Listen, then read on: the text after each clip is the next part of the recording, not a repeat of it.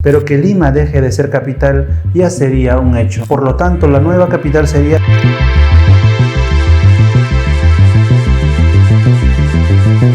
Nosotros no podemos perder el tiempo mirando simplemente en una agenda que tiene dos temas, tema marítimo, tema del Silala, y perdiendo el tiempo en vez de construir una relación con el Perú que nos va a dar mucho más beneficios, nos va a proyectar al Pacífico, y el Perú obviamente es una potencia en cuanto a sus relaciones diplomáticas y comerciales y tenemos que aprovechar. No olvidemos el dato que hubo un momento en 1880 que Bolivia y Perú conforman Estados Unidos Perú-Bolivianos. Si ganábamos la guerra, esa era una realidad vigente. El 11 de junio de 1880, durante los últimos años de la Guerra del Pacífico, a pocos días de la derrota del Alto de la Alianza, los gobiernos de Perú y Bolivia planearon formar los Estados Unidos Perú-Bolivianos para afianzar la independencia y la inviolabilidad, paz interior y seguridad exterior, así como para promover la prosperidad bajo 5 ejes principales. Los departamentos de cada una de las dos repúblicas se erigirían como estados autónomos con instituciones y leyes propias. Se juntarían Tacna y Oruro, Potosí y Tarapacá. Las regiones del Chaco y el Beni, junto con la Amazonía peruana, formarían distritos federales. Los estados serían iguales en derechos y tendrían una ciudadanía común. Habría un gobierno nacional conformado por los 3 poderes clásicos. El presidente de la Unión sería elegido en votación directa por los ciudadanos de los estados. Este proyecto de unión federal jamás se llegó a concretar, ya que ambos presidentes coincidieron que este preliminar se tendría que concretizar con una consulta popular a los ciudadanos y que en plena guerra no era posible. Pero querido suscriptor, esto ya fue el segundo intento. Si uno viene desde La Paz, yo estoy llegando desde La Paz, es tan fácil llegar a Tacna, Moquegua, Hilo, que uno puede estar en la mañana en el mar y a pocas horas en el lago Titicaca entrando a Bolivia. La calidad de las carreteras del Perú. Yo le digo, sin temor a equivocarme, que está mejor que las carreteras de Chile. En 1826, Santa Cruz y Bolívar compartían el mismo interés de unificar Perú y Bolivia, según queda evidencia de algunas misivas personales y oficiales. Incluso Santa Cruz estaba dispuesto a mover la capital Lima a otro lado si es que Bolivia insistía en ello. Es así que el 15 de noviembre de 1826, Perú y Bolivia suscribieron el Tratado de Federación, inspirado en la idea de Simón Bolívar en mantener la unidad del Alto y Bajo Perú, y a efectos de que sirviera como base para la Confederación de los Andes. Bolívar, quien ya se encontraba en Colombia, sería el jefe supremo vitalicio y hereditario a quien éste desearía nombrar. Inmediatamente surgieron caudillos en el sur del Perú que insistían en esta unión y en asumir el poder, pero fueron frustrados con las sucesivas intervenciones de Chile. Esto fue el primer intento de unificación. ¿Pero qué tan viable es este proyecto? ¿Qué les impide a dos países cultural y geográficamente semejantes unirse en aras de buscar una mayor fuerza económica y de competitividad? En el primer video se trató de una posible e imaginaria unión entre Perú y Bolivia. ¿Es posible una fusión a secas, que ambos países desaparezcan en su soberanía y que nazca un solo país unitario? ¿O es posible hablar por lo menos una federación de ambos países? Antes de continuar, les invito a que lean el concepto de federación y confederación, ya que lo veremos constantemente en el presente video. Deciros también que no es o no era mi estilo grabar en interiores, pero esta cuarentena me está obligando a hacerlo, sin ánimos de copiar a nadie, y si me ves parecido a alguien es pura coincidencia, y si no me crees puedes llamarme el Cholo. Sin más, continuamos. Al inicio del video vimos 2 claros intentos de conformar una federación, sin contar con la Confederación de 1836, que a estas alturas ya deben saber qué fue lo que pasó. Y si no, el enlace te lo dejo en la descripción.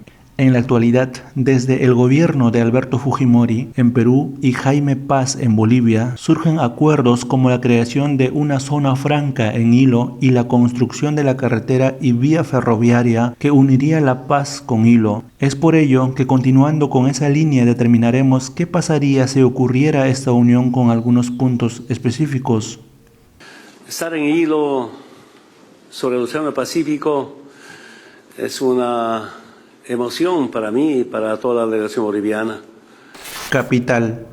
La capital de Canadá no es Toronto ni Montreal, ciudades más populosas y comercialmente más importantes, sino el pequeño Ottawa, que apenas tiene 2 millones de habitantes. Ni qué decir de Nueva York, más conocido como el epicentro del planeta, no es la capital de Estados Unidos, sino Washington, D.C., con 15 veces menos población que Nueva York. Y así un largo etcétera de muchos países más cuyas capitales no son las ciudades más importantes ni en población ni en comercio. Por lo tanto, si algo se debe heredar de Bolivia es esto, cuyas capitales de La Paz y Sucre juntos no son más importantes que Santa Cruz de la Sierra. Pero ¿qué tienen en común estos países cuyas capitales no son las ciudades más importantes? Una de ellas es que la capital debe situarse en una zona geográficamente central que facilite el acceso a ella desde cualquier parte del país.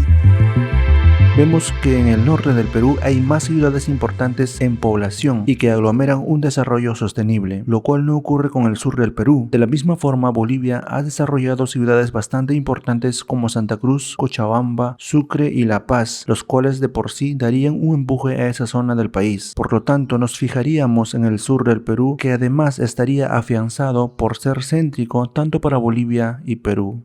Tendría que estar en la costa o cercano al mar para minimizar los costos de nacionalización y de exportación de mercancías. Por lo tanto, la nueva capital sería Arequipa, ya sea como ciudad actual o como nueva ciudad, pero en la región Arequipa. Tal vez esto sea un tema de mayor análisis y discusión, pero que Lima deje de ser capital ya sería un hecho. Lima seguiría siendo una ciudad importante del país y del Pacífico, quizás por muchas décadas más. No tendría por qué cambiar ni económica ni turísticamente. Las grandes empresas seguirían teniendo su sede en Lima si así lo estudian. Simplemente se estaría creando un nuevo foco de desarrollo impulsado por las nuevas sedes centrales de los poderes del gobierno. Equipo de fútbol. Antes de continuar con esto, te quiero pedir que te suscribas a este canal si es que el video realmente te está gustando. Es simple y eso me ayuda mucho con este canalcito. Me han pedido que comente este tema, pero no creo que sea un punto de mayor análisis, ya que los jugadores son captados por su rendimiento personal, no importan de dónde sean. Recordemos que inclusive se nacionalizan jugadores solo porque son buenos, todo depende de sus capacidades. La misma opinión traslado para todos los deportes. Moneda. Los datos de la tabla son sin considerar el efecto del COVID-19 que proyectan de hecho variaciones importantes en todas las economías, pero para tener un rápido y fácil entendimiento solo usaremos los promedios de los últimos 12 meses. La tasa de inflación promedio desequilibra el poder adquisitivo de la moneda. Este indicador determina qué tan estable y confiable es una moneda en el tiempo. A mayor tasa de interés, mayor y mejor la economía de un país respecto a su periodo anterior. El riesgo país es un índice de confianza para el cumplimiento de sus obligaciones del país. El índice Moody's es la calificadora de países en cuanto a solidez de captación de inversiones, siendo Perú con grado medio superior A3 y Bolivia con B1 altamente especulativa. Con una rápida observación de estos datos, salta a la vista de que se mantendría el sol o pen como moneda del nuevo país. Ya no se imprimiría más el boliviano, pero seguiría usándose hasta su extinción o hasta ser absorbido por el sol, para lo cual se imprimirían más soles en el mismo valor de su reposición. Nombre. Sorprendentemente he recibido muchos comentarios sugiriendo el nombre para la nueva república. Si me baso en los likes, la mayoría ha votado por Peruvia, seguido de Tahuantinsuyo, luego Estados Unidos de Sudamérica, y también abundan nombres mezclados de Perú y Bolivia. Escoger el nombre no creo que sea o no debería ser un tema de fondo. Aún así, si tengo que dar mi opinión, y repito, opinión, tendría que llamarse Perú como primera opción. Y ya que Perú como marca país tiene una posición ganada importante en el mundo e influyente directamente en el turismo y las inversiones. Solo como dato, en 2019 salen noticias como esta. Perú está solo a un paso de ser la marca país más valorizada en América Latina, al ocupar el puesto 37 del ranking mundial. Cambiar el nombre, en mi opinión, sería prácticamente desaparecer del mapa por un largo periodo, contrario al objetivo de esta unión que más bien es resaltar. ¿Has estado alguna vez en Perú? Lo que sea que necesites, hoy está en Perú. Luego, si se trata de poner un nombre descriptivo, tendría que barajarse entre Peruvia, República Federal de Perú o Estado Plurinacional del Perú, o Países Unidos, entre otros. Fuerzas Armadas.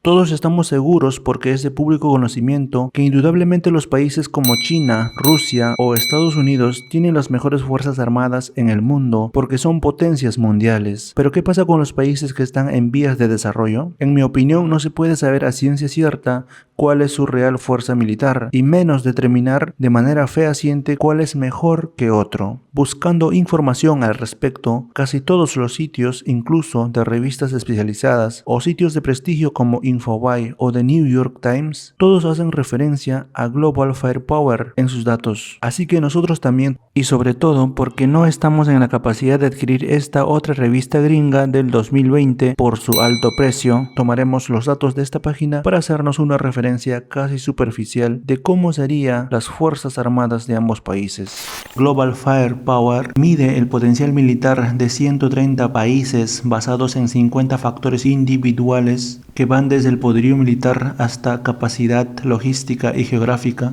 Perú y Bolivia ocupan los puestos 40 y 67 respectivamente. Aquí les muestro algunas variables representativas como la cantidad de tropa activos y no activos, el presupuesto del sector, helicópteros, tanques y submarinos, y algo que me llama la atención es la patrulla costera, donde Bolivia, a pesar que no tiene mar, tiene 57 unidades y Perú solo 6. Si alguien tiene alguna explicación, puede hacerlo abajo. Con la unión estaríamos más fortalecidos y nuestro índice de hecho subiría de nivel. ¿Hasta dónde? No lo sé. Tienen una fórmula que no es pública, pero de hecho es complicado ya que usan 50 variables. Pero estaríamos igualando o por lo menos acercándonos a Colombia y México, que son los primeros en Latinoamérica después de Brasil. Al margen de los números, se sabe que esto está basado en información pública, pero ya sabemos que los países siempre guardan sus as bajo la manga, como secreto de Estado. Por otro lado, el éxito de las guerras bélicas no van en función solo al armamentismo, sino en las mejores estrategias de aplicación de estas.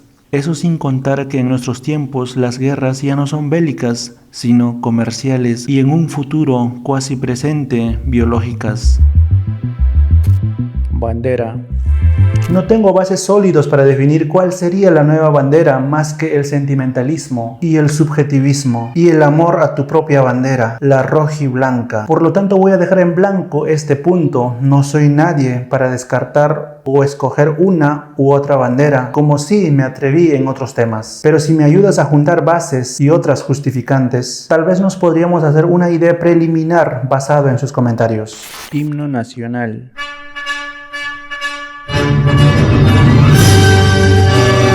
¿Quién no se enaltece y hasta llora al escuchar su himno? Ni hablar de los que viven fuera del país. Por ello, no quiero decir que uno u otro himno prevalezca o sea el mejor, pero sí compartir mi punto de vista a ciertas letras en ambos himnos, que deberían pasar una revisión y hacer las modificaciones, e inclusive incorporar nuevas letras basadas en políticas y patriotismos actuales, como la victoria y el poder, dejando atrás la opresión y la victimización. Por ejemplo, la primera estrofa del himno nacional de Perú debe ser borrado inclusive de la historia, o que en casi todas las estrofas de Bolivia se mencione a Bolívar, resaltando que todo se debe a él y no tanto así a la lucha del pueblo. En una hipotética unión, quizás lo más viable sería fusionar también los himnos con su respectiva adaptación representativa a ambos países. Para terminar, quería mencionar que las letras de los coros de ambos himnos me parecen muy acertadas y hermosas. Por ello, estos deberían mantenerse con sus respectivas letras y tonos. De la patria, el alto nombre, en glorioso esplendor conservemos. ¿Se incorporaría Ecuador? La respuesta es no. No porque yo no quiera o que no sea posible, desde luego que sí. Pero en este video, así como en el anterior, solo estamos tocando a fondo la fusión de Perú y Bolivia. Tal vez lo mismo podríamos hacer con Ecuador y sería un video largo, ya que Perú y Ecuador tienen una larga historia de conflictos bélicos. Dudo que seamos compatibles, pero ¿tú qué opinas? ¿Sería bueno o necesario incluir en esta fusión? ya que recordemos que también fue parte del gran imperio del Tahuantinsuyo, y el genotipo ecuatoriano también es parecido a nosotros. O tal vez se retomaría el sueño de San Martín y Bolívar, de que Bolivia y Perú se unan como una federación y luego Ecuador, Colombia, Panamá, etc. se nos unan como una confederación. Inclusive Chile. Vamos Chile, únete a este baile, el baile de los que sobran.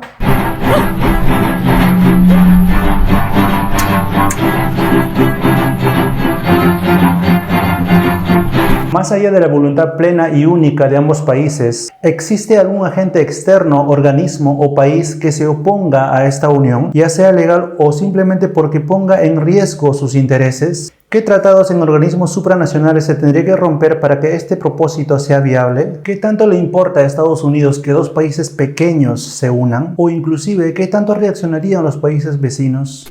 Todo esto lo veremos en otro video. Para ello, déjame tu like y escribe la palabra corazón y yo te dejo mi corazoncito. Parece una tontería, pero así es como funciona esta plataforma. Yo mismo me sorprendo.